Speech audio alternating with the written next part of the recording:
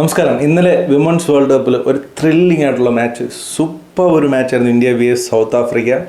India ഈ ഒരു മാച്ചിൽ പരാജയപ്പെട്ടെങ്കിൽ പോലും മാച്ച് അടിപൊളിയായിരുന്നു. ലാസ്റ്റ് മിനിറ്റ് വരെ നല്ല ത്രില്ലിംഗ് ആയിട്ടുള്ള മാച്ച്. അതിനകത്ത് രണ്ട് ഇൻഡിവിജ്വൽ പെർഫോമൻസ്, അടിപൊളി ഇൻഡിവിജ്വൽ പെർഫോമൻസ്. ഇന്ത്യയുടെ ഭാഗത്തു നിന്ന് റിച്ച ഘോഷ് 94 റൺസ് അടിച്ചു, 77 ബോളിൽ. അതുപോലെ തന്നെ സൗത്ത് ആഫ്രിക്കയുടെ ഭാഗത്തുനിന്ന് ലാസ്റ്റ് ഫിനിഷ് ചെയ്ത നദേൻ ഡി ക്ലാർക്ക് 84 റൺസ്, 54 ബോളിൽ. രണ്ടുപേരുടെയും പെർഫോമൻസ് അടിപൊളിയായിരുന്നു.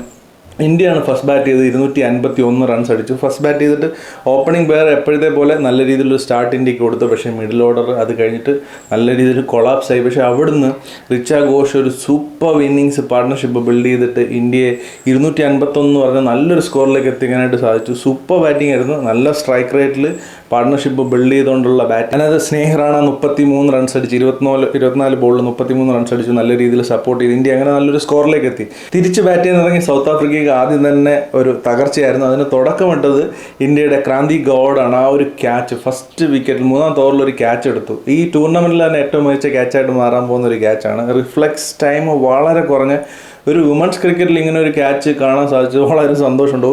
ഒരു രക്ഷയില്ലാത്ത ക്യാച്ച്. അതായത് 0.5 സെക്കൻഡ്സിലാണ് റിയാക്ഷൻ ടൈമാണ് ആ ക്യാച്ചിനുണ്ടായിരുന്നത്.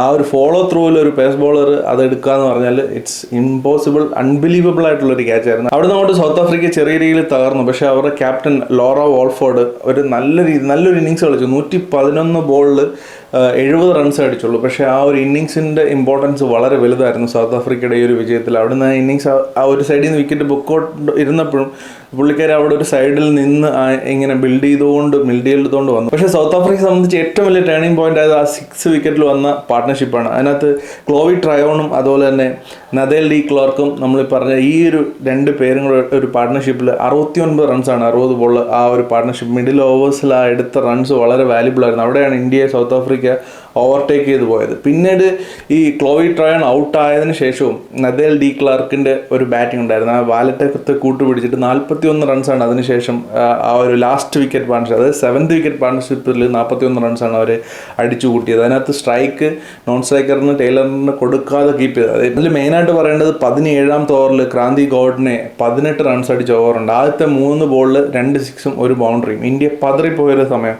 അവിടെ ഇന്ത്യ റിച്ച ഘോഷിൻ്റെ ഒരു ചെറിയൊരു പരിക്കിൻ്റെ ഒരു പരിപാടിയൊക്കെ ഇട്ടിട്ട് ഒരു ബ്രേക്ക് എടുക്കാനായിട്ട് ഇന്ത്യ ശ്രമിച്ചു. പക്ഷേ അവിടെ സൗത്ത് ആഫ്രിക്ക നല്ല രീതിയിൽ അതിനെ ഡീൽ ചെയ്തു. ലാസ്റ്റ് അത് കഴിഞ്ഞിട്ടുള്ള 3 ബോൾ അറ്റാക്ക് ചെയ്യാനായിട്ട് പോയില്ല. അവരും അവിടെ ഒരു ചെറിയ സംയമനം പാലിച്ച് ആ ഓവർ കളിച്ചതിന് ശേഷം 2 സിംഗിൾ ഇട്ട് സ്ട്രൈക്ക് കീപ്പ് ചെയ്തു. എന്നിട്ട് അടുത്ത ഓവർ വന്നിട്ട് 11 റൺസ് അടിച്ചു. അതിലും ദീപ്തി ശർമ്മയുടെ ആ ഓവറിൽ 2 ബൗണ്ടറി കണ്ടെത്താനായിട്ട് അവർക്ക് സാധിച്ചു. 11 റൺസ്. ലാസ്റ്റ് 2 ഓവറിൽ വേണ്ടത് 12 ബോളിൽ 12 റൺസ് ആയിരുന്നു. സെക്കൻഡ് ലാസ്റ്റ് ഓവറിൽ തന്നെ 2 സിക്സ് അടിച്ച് നദൈൻ ഡി ക്ലാർക്ക് അത് ഫിനിഷ് ചെയ്തു. സൂപ്പർ ത്രില്ലിംഗ് ആയിട്ടുള്ളൊരു മാച്ച്. അതിനകത്ത് ഷോട്ട് സെലക്ഷൻ, ആ ഒരു അടിച്ച ഷോട്ട്സ് ഒക്കെ ഉണ്ടല്ലോ, അവസാനത്തെ 4 ഓവർ ഒരു വാലറ്റത്തെ കൂട്ടുപിടിച്ച് ബാറ്റ് ചെയ്തപ്പോൾ അടിച്ച ഷോട്ട്സ്, സിക്സസ് ഒക്കെ അടിപൊളി. ടൈമിംഗ് എന്ന് പറഞ്ഞാൽ ഒരു വിമൻസ് ക്രിക്കറ്റിൽ ഇത്രയും ഒരു ബിഗ് ഹിറ്റിങ് ഒക്കെ റിച്ചയുടെ ഭാഗത്തുനിന്നാലും, ഇന്ത്യ ബാറ്റ് ചെയ്തപ്പോൾ റിച്ചയുടെ ഭാഗത്തുനിന്നായാലും, അതുപോലെ തന്നെ തിരിച്ച് സൗത്ത് ആഫ്രിക്ക ബാറ്റ് ചെയ്തപ്പോൾ ഈ നദൈൻ ഡി ക്ലാർക്കിൻ്റെ ഭാഗത്തുനിന്നായാലും അടിച്ച ഷോട്ട്സ്, അതിൻ്റെ പവർഫുൾ ആയിട്ടുള്ള ഷോട്ട്സ്, പ്രത്യേകിച്ചും ഫിനിഷ് ചെയ്ത ആ 2 സിക്സ്, അതുപോലെ തന്നെ ഈ ക്രാന്തി ഗൗഡിനെ അടിച്ച ആ 17ാമത്തെ ഓവറിൽ അടിച്ച 2 സിക്സൊക്കെ ബ്യൂട്ടിഫുൾ ആയിട്ടുള്ള ബ്രില്യൻ്റ് ആയിട്ടുള്ള ഫീൽഡിലെ മനസ്സിലാക്കി, സിറ്റുവേഷനെ മനസ്സിലാക്കിയിട്ട് കളിച്ചൊരു innings. Deserving win for South Africa.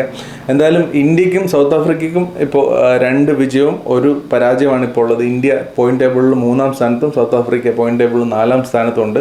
അപ്പോൾ മുന്നോട്ട് വിമൻസ് വേൾഡ് കപ്പ് എങ്ങനെ ഡെവലപ്പ് വരുന്നതെന്ന് നമുക്ക് നോക്കാം. ഇന്ന് India vs west Indies test start ചെയ്യാണ്.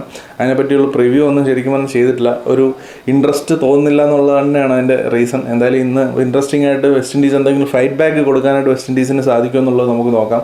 അങ്ങനെയാണെന്നുണ്ടെങ്കിൽ കുറച്ചും കൂടെ ഇൻട്രസ്റ്റിംഗ് ആയിട്ട് ഇത് റിവ്യൂ പറയാനും നമുക്ക് കളി കാണാനും ഒക്കെ ഉള്ളൊരു താല്പര്യം ഉണ്ടാവും. അപ്പോൾ എന്തായാലും വേറൊരു ക്രിക്കറ്റ് റിലേറ്റഡ് ആയിട്ടുള്ള വീഡിയോയിൽ കാണുന്നവരെ ബൈ.